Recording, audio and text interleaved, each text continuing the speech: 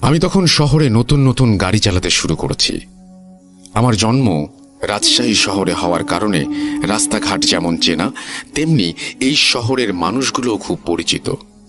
Driving licence হাতে পাওয়ার পর এ শহরে কাজ পেতে আমার খুব একটা অসুবিধা হয়নি। আর পরিচিত হওয়ার কারণে অনেকেই আমার গাড়ি ভাড়া করতেন। এভাবে দিনকাল ভালোই চলছিল। কিন্তু ভাড়ার গাড়ি চালানোর লাইনেও যে এতটা কম্পিটিশন আছে সেটা আমার জানা ছিল না। আমি প্রায় প্রতিদিনই ভাড়া পেতাম, মাঝে মাঝে অনেক বড় বড় ভাড়াও পেতাম। এই যেমন রাজশাহী থেকে খুলনা যেতে হবে, মাঝখানে দুদিন তাদের সাথে থেকে আবার ফিরে আসতে হবে। ভাড়া 20,000 টাকা। 2002-2003 সালের দিকে এত টাকার ভাড়া পাওয়া মানে অনেক বড় ব্যাপার। আমার যেমন লাভ, আমার গাড়ির মহাজনদেরও তেমন লাভ। সত্যি বলতে সব মিলিয়ে খুব ভালোভাবেই জীবন চালাচ্ছিলাম। কিন্তু সেটা আর বেশি দিন স্থায়ী হলো না। গাড়ির স্ট্যান্ডে পুরনো ড্রাইভার যারা ছিলেন, আমার কারণে নাকি তাদের অনেকেই কম ভাড়া ধরতে পারতেন। এতে করে ভাড়া না হওয়ার কারণে তাদের ব্যবসা কিছুটা নিচের দিকে নেমে যেতে থাকে। আর এর ফলে তাদের কয়েকজনের মনে আমার জন্য একটা ক্ষোভ জন্মে যায়। তাই তারা কয়েকজন মিলে আমাকে গাড়ির স্ট্যান্ড থেকে সরিয়ে দেওয়ার চিন্তা ভাবনা করে। একদিন তাদের প্ল্যান মোতাবেক আমার সাথে অন্য একটা ড্রাইভারের ঝগড়া লাগিয়ে দেয় তারা। কারণটা খুবই ব্যক্তিগত হওয়ার কারণে আমি তোমাকে বলছি না। যা হোক, সেই ঝগড়াটা এক পর্যায়ে অনেক বড় আকার ধারণ করলে ওখানে যারা সিনিয়র ছিলেন এবং ওই স্ট্যান্ডের সভাপতি ছিলেন, তারা সিদ্ধান্ত নেন যে আমাদের দুজনকে অন্য এলাকায় আলাদা আলাদা দুটি স্ট্যান্ডে পাঠিয়ে দেওয়া হবে। আমি সবার থেকে বয়সে ছোট হবার কারণে কিছু বলার সাহস পাইনি। পরের দিন থেকে নতুন স্ট্যান্ডে গাড়ি রাখতে শুরু করি আর ঠিক আগের মতোই ভাড়া পেতে থাকি। কিন্তু একদিন স্ট্যান্ডে গাড়ি রেখে দুপুরের খাবার খেয়ে ফিরে এসে দেখি আমার গাড়ির হেডলাইট ভেঙে পড়ে আছে আর সামনের অংশে বড় রকমের আঘাত। ওখানকার অনেকেই বলছিলেন একটা ভ্যান নাকি আমার গাড়ির সাথে ধাক্কা খেয়েছে। কিন্তু এটা কিভাবে সম্ভব? আমার গাড়ি তো দুটো হাইস গাড়ির মাঝখানে রাখা, ধাক্কা খেলে তো বড় গাড়ির ক্ষতি হবার কথা। আমার মনে তখন কিছুটা সন্দেহ হচ্ছিল এটা কেউ ইচ্ছা করে করেছে। এরপর গাড়ি প্রায় 4 দিনের মতো গ্যারেজে ছিল। সেখানে গাড়ি ঠিক করাতে গিয়ে আমাদের গাড়ির স্ট্যান্ডের এক ভাইয়ের সাথে দেখা হয়ে যায়। তার সাথে কথা বলতে বলতে জানতে পারি ওই স্ট্যান্ডে নাকি এখনো অনেকে এসে আমার খোঁজ করেন। এটা শুনে আমার আর বুঝতে বাকি রইল না যে আমার গাড়ির এই অবস্থা কারা করেছে। বয়স কম হবার কারণে ওদের উপর তীব্র রাগ এবং ক্ষোভ কাজ করছিল আমার। তাই ওই দিন বিকেলে আমি সেই স্ট্যান্ডে চলে যাই এবং সরাসরি ওদের সাথে গিয়ে কথা বলি। কিন্তু ওরা সবাই স্বাভাবিকভাবে আমার সাথে কথা বলছিল এবং এমন ভাব করছিল যেন ওরা কিছুই জানে না। কিন্তু ওদের ওপর রাগ থাকার কারণে আমি 2-4 কথা শুনিয়ে আসি। ওরা কয়েকজন অন্য সকলের সামনে নিজেদের রাগ প্রকাশ না করলেও মনে মনে ঠিকই আমার জন্য নতুন কোনো ফাঁদ পেতে রাখার চেষ্টা করছিল। যা হোক, এভাবে কয়েকটা দিন কেটে যায় আর আমার গাড়িও ঠিক হয়ে যায়। আর ওই দিন বিকেলে আমার গাড়ির মহাজন আমাকে একটা ভাড়া ঠিক করে দেন। রাজশাহী থেকে লোক নিয়ে কানসাট বাজারে রেখে আসতে হবে। গাড়ি অ্যাক্সিডেন্টের কারণে এই কয়েকদিন ভাড়া ধরতে পারিনি, তাই মালিকের কথায় আমিও রাজি হয়ে যাই। আমি ঠিক বিকেল 5:30 ওনাদের নিয়ে কানসাটের উদ্দেশ্যে রওনা হই। রাজশাহী থেকে কানসাট যেতে 1.5 থেকে 2 ঘন্টার মতো সময় লাগে। যাওয়ার সময় রাস্তায় কোনো সমস্যা না হলেও কয়েকটা বিষয় আমাকে খুব অবাক করেছে। যে ভাইদের সাথে ঝগড়া হয়েছে তাদের মধ্যে দুজনের গাড়ি আমি চাঁপাই জেলার পাশের রাস্তায় দেখতে পাই। যদিও তখন বিষয়টা আমার কাছে স্বাভাবিক লেগেছে, কিন্তু একটা বিষয় ছিল যেটা আমাকে সত্যি অবাক করেছে। আমি কিছু দূর যেতেই দেখতে পাই একজন মধ্যবয়স্ক লোক এবং একজন কিশোরী মেয়ে আমার গাড়ি দেখে এক প্রকার দৌড়ে রাস্তা পার হচ্ছে। গাড়ির গতি প্রায় 60 কিলোমিটার থাকায় অ্যাক্সিডেন্টের ভয়ে আমি যেমন তেমন ভাবে গাড়ি ব্রেক করি। কিন্তু আশ্চর্যের বিষয় হলো গাড়ি থামিয়ে জানালা দিয়ে তাকিয়েও কাউকে দেখতে পাইনি। এমনকি পেছনে সিটে বসে থাকা প্যাসেঞ্জার আমাকে জিজ্ঞেস করতে থাকেন কেন আমি এভাবে গাড়ি থামিয়ে দিলাম। আবার আশেপাশে যে গাড়িগুলো চলছিল তাদের ড্রাইভাররাও এক অদ্ভুত দৃষ্টিতে আমার দিকে তাকিয়েছিল। আমি কেমন যেন বোকা বনে গেলাম। চোখের সামনে থেকে দুজন জলজ্যান্ত মানুষ উধাও হয়ে গেল কিভাবে। আমি আমার প্যাসেঞ্জারদের সে সময় কিছু জানাতে পারিনি।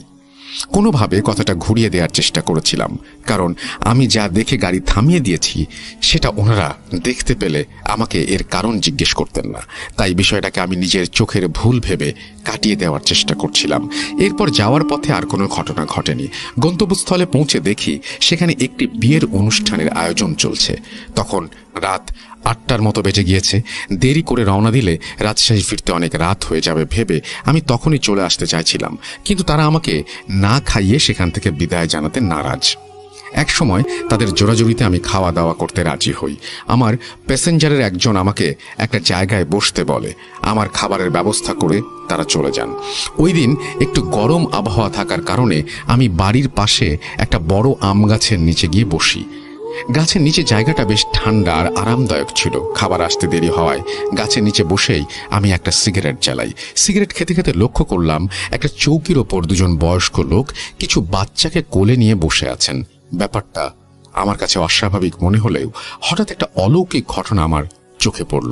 আমি দেখতে পেলাম বাচ্চা দুটো খুব মিষ্টি খাওয়ার আবদার করছিল। তার কথা শুনে বয়স্ক লোকের একজন বিয়ে বাড়ির ভেতর থেকে মিষ্টি এনে দিতে চাইল, কিন্তু পরক্ষণেই আরেকজন বৃদ্ধ লোক তাকে মাথা দিয়ে বললেন, আরে ভেতরে যাবার দরকার কি, এখনই গরম গরম ঘিয়ে ভাজা মিষ্টি হাজির করাচ্ছি। নাতির আবদার শুনে আমারও খুব খেতে ইচ্ছা করছে। এটা বলে তিনি তার পাঞ্জাবির পকেট থেকে ছোট একটা কাগজ আর কলম বের করে কি যেন লিখলেন, আর সেটা মুখের কাছে নিয়ে ফু দিয়ে সজোরে ছুঁড়ে মারলেন আকাশের দিকে। এরপর যা দেখলাম সেটা দেখে আমি প্রায় 5 মিনিটের মতো বাকরুদ্ধ হয়ে গিয়েছিলাম। আমি দেখলাম ওই ছোট্ট কাগজটা ওপরে উঠতে উঠতে হাওয়ায় মিলিয়ে গেল, আর কয়েক সেকেন্ডের মধ্যেই চৌকির পাশ থেকে একটা হাঁড়ি মিষ্টি তুলে আনলেন সেই বৃদ্ধ লোকটি। কিন্তু এটা কিভাবে সম্ভব? আমি যখন গাছের নিচে বসেছিলাম তখন স্পষ্টভাবেই সেই চৌকি দেখা যাচ্ছিল, তার নিচে বা আশেপাশে কিচ্ছু ছিল না। এখন তাহলে এই মিষ্টির হাঁড়ি আসলো কোত্থেকে?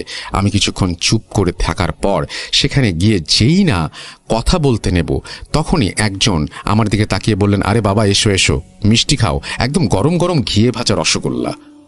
অচেনা অজানা একজন এভাবে বলছেন আমাকে। এটা ভেবে আমার মনে এক প্রকার ভয় কাজ করছিল, কিন্তু তারা আমার মনের কথা কিভাবে জানলেন আমি তা জানি না। একজন বললেন, আরে চিন্তার কিছু নেই, এই নাও, এই হাঁড়ি থেকে একটা মিষ্টি মুখে দাও জলদি। আমি তাদের কথা মতো একটি মিষ্টি তুলে নেই। বিশ্বাস করবেন কিনা জানি না, ওরকম মিষ্টি সারা দুনিয়াতেও কেউ খুঁজে পাবে না। মুখে দেবার পর মনে হচ্ছিল যেন জান্নাতি খাবারের স্বাদ পেলাম। ওই মিষ্টির স্বাদ আমি কখনো ভুলতে পারবো না। ওখানে দাঁড়িয়ে মিষ্টি খাবার সময় পেছন থেকে আমাকে সেই প্যাসেঞ্জার খাবারের জন্য ডাকলেন, কিন্তু অবিশ্বাস্য হলে সত্য, ওই ছোট্ট একটা মিষ্টি খেয়ে যেন আমার পুরো পেট ভরে গিয়েছিল। আমি সেই লোকের কাছে গিয়ে বললাম, ভাই আমি এখন আর কিছু খেতে পারবো না। ওখানে ওনাদের সাথে একটা মিষ্টি খেয়েছি, খেয়ে আমার পেট ভরে গেছে। অবাক করা বিষয় হলো, যে ব্যক্তি এতক্ষণ যাবৎ আমাকে জোরাজুরি করছিল খাবার খেয়ে যাবার জন্য, সেই বৃদ্ধ লোকটির কাছ থেকে মিষ্টি খাওয়ার কথা শুনে হাসি মুখে আমার কথায় রাজি হয়ে গেলেন। তিনি আমাকে ভাড়ার টাকা বুঝিয়ে দিয়ে বিদায় জানালেন। আমিও অনেকগুলো অবাক আর অদ্ভুত অভিজ্ঞতা নিয়ে সেখান থেকে রওনা দিলাম। রাত তখন 8:45 মতো, কিন্তু ওই রাতে আমার জন্য যে আরো কত অদ্ভুত বিষয় অপেক্ষা করছিল সেটা আমার জানা ছিল না। সত্যি বলতে আমার ড্রাইভিং জীবনে ওই দিনটাই সবচেয়ে স্মরণীয়। রাস্তায় বেরিয়ে প্রতিটা মুহূর্তে আমার মাথায় শুধু মিষ্টির কথাই ঘুরছিল। কানসাট বাজার পেরিয়ে কিছু দূর যেতেই আমার গাড়ির বাঁ পাশের পেছনের একটা টায়ার পাংচার হয়ে যায়। আবার সে সময় ইঞ্জিনেও একটু সমস্যা দেখা দেয়। ভাগ্যক্রমে রাত বেশি না হয় একটু খোঁজাখুঁজি করে মেকানিক পেয়ে যাই। নতুন টায়ার লাগিয়ে আবার রওনা দিতে দিতে রাত 10:30টার মতো বেজে যায়। রাস্তায় প্রায় সবকিছুই ঠিকঠাক ছিল, কিন্তু বাসুদেবপুরের কাছে পৌঁছতেই দেখতে পেলাম রাস্তার পাশে দাঁড়িয়ে একজন মধ্যবয়স্ক লোক ও একটি মেয়ে গাড়ি থামানোর জন্য হাত ইশারা করছে। তাদের কাছে দুটো ব্যাগও ছিল। আমি প্রথমে দূর থেকে দেখে গাড়ি থামাতে চাইনি, কারণ সে সময় রাতের বেলা জায়গায় জায়গায় চুরি ছিনতাই হবার সম্ভাবনা থাকে অনেক বেশি। কিন্তু তাদের কাছে পৌঁছে আমি নিজের অজান্তেই গাড়ি থামিয়ে দেই। আমি কিছু বুঝে ওঠার আগেই মধ্যবয়স্ক লোকটি জানালার পাশে এসে এক প্রকার করুণ সুরেই আমার কাছে সাহায্যের আবেদন করেন। আমি প্রথমে ভেবেছিলাম তিনি মেয়েটিকে নিয়ে কোথাও পালাচ্ছেন, কিন্তু এ ব্যাপারে যখনই লোকটিকে জিজ্ঞেস করতে যাব ঠিক তখনই তিনি আমার দিকে তাকিয়ে মায়াভরা চোখে বললেন, বাবা আমি একটু বিপদে পড়েই তোমার কাছে সাহায্য চাইছি। আমাকে এই মুহূর্তে দামকুড়া হাট পর্যন্ত পৌঁছতে হবে, কিন্তু রাস্তায় কোনো যানবাহন পাচ্ছি না। এত রাতে আমার এই কিশোরী মেয়েকে নিয়ে রাস্তায় দাঁড়িয়ে থাকাটা কতটা বিপজ্জনক সেটা তুমি ভালোভাবেই জানো বাবা। তাই দয়া করে আমাকে একটু সাহায্য করো। তোমার যা টাকা লাগে আমি তোমাকে দেব। তুমি শুধু আমাদের দুজনকে পৌঁছে দাও। মধ্যবয়স্ক লোকটির কথা শুনে আমি না বলতে পারিনি। আমি গাড়ি থেকে নেমে ব্যাগপত্র ব্যাগডালায় রেখে দেই এবং সেখান থেকে দ্রুতই